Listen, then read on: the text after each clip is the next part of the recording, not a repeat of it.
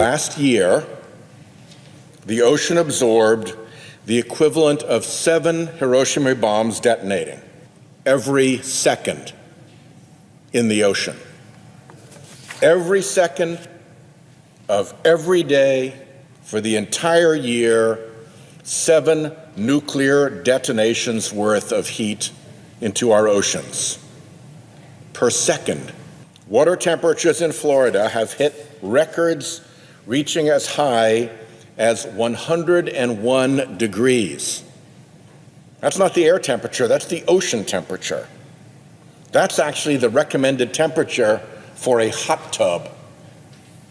Indeed, that's the midpoint of the jacuzzi company's recommended range for its hot tub temperatures for healthy adults. Now, doctors recommend that children under the age of 5 avoid hot tubs over 95 degrees, and pregnant women are advised to stay out of water once it gets much above 100 degrees. So the ocean off Florida is almost too hot for many humans. Mr. President, this is the 289th time that I have come to the Senate floor with my increasingly battered time-to-wake-up chart to stir this chamber to act on climate change. Since 2016, I have been talking about the zettajoule. The zettajoule is the measure of how much fossil fuel emissions are heating up our oceans. In this season of extreme, record-smashing heat touching all 50 states, it is wild that elected representatives in Washington still choose to insulate themselves from reality, a reality measured in zettajoules. A zettajoule is a number almost beyond comprehension in its size. 1 joule, Joule, is our standard unit of energy, and it applies to heat energy. A zettajoule is 1 joule with 21 zeros behind it. It is a truly massive number. In a 2019 Time to Wake Up speech, I reported that more than 9 zettajoules of heat energy was being added to the ocean annually. Since then, I've come to the floor with an updated number. Our oceans are absorbing around 14 zettajoules of excess heat every year. Let's put that in context.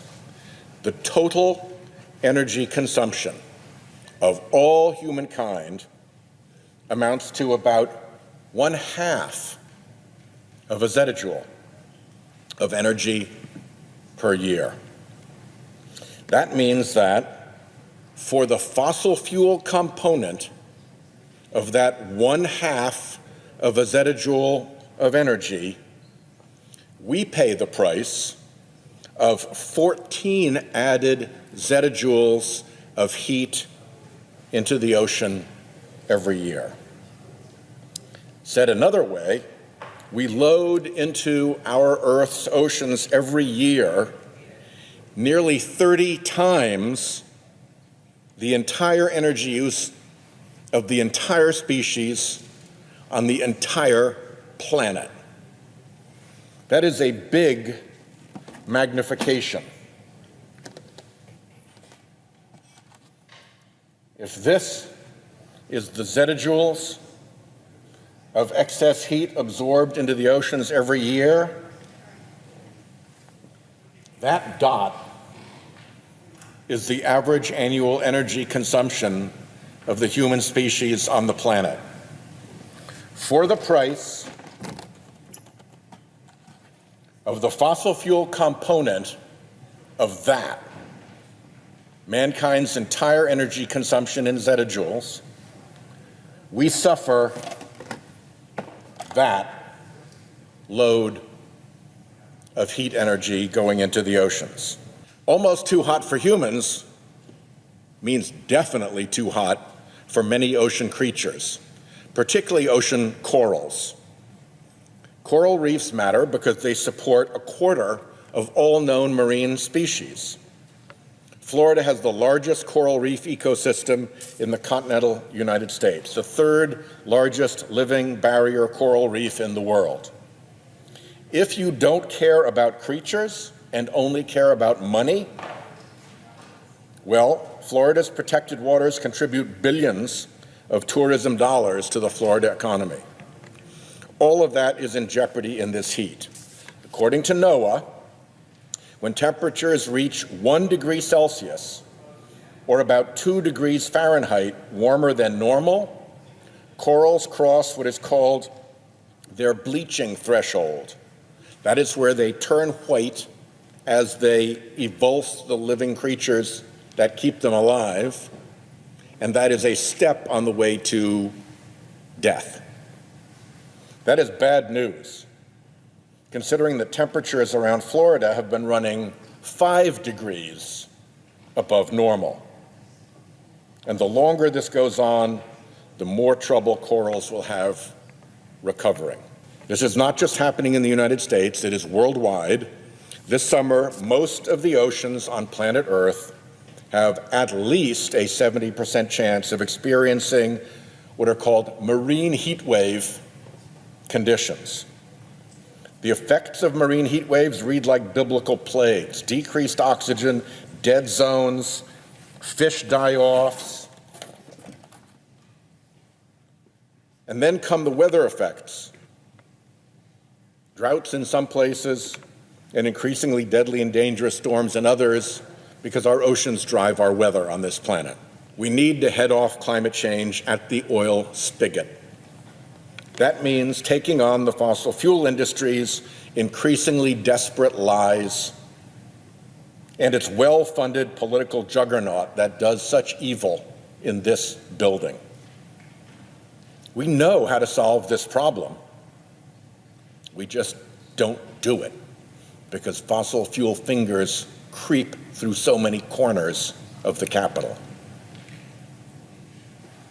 In the time it took me to deliver this speech, around 6,000 Hiroshima bombs of excess heat energy were put into our oceans. Every day, it's getting worse. We completely underestimate how bad things are going to get. Completely. Even people who care about climate change and believe that it's real and aren't in tow to the fossil fuel industry and its dark money, they still completely underestimate how bad this is going to get. And the tragedy is, it has always been preventable. Simply by moving to a productive, economically valuable, clean energy future and stopping our indulgence of fossil fuel pollution and obstruction. If what is going on with climate change heat going into our oceans is not enough to wake us up, I do not know what will. It is certainly time to wake up. I yield the floor.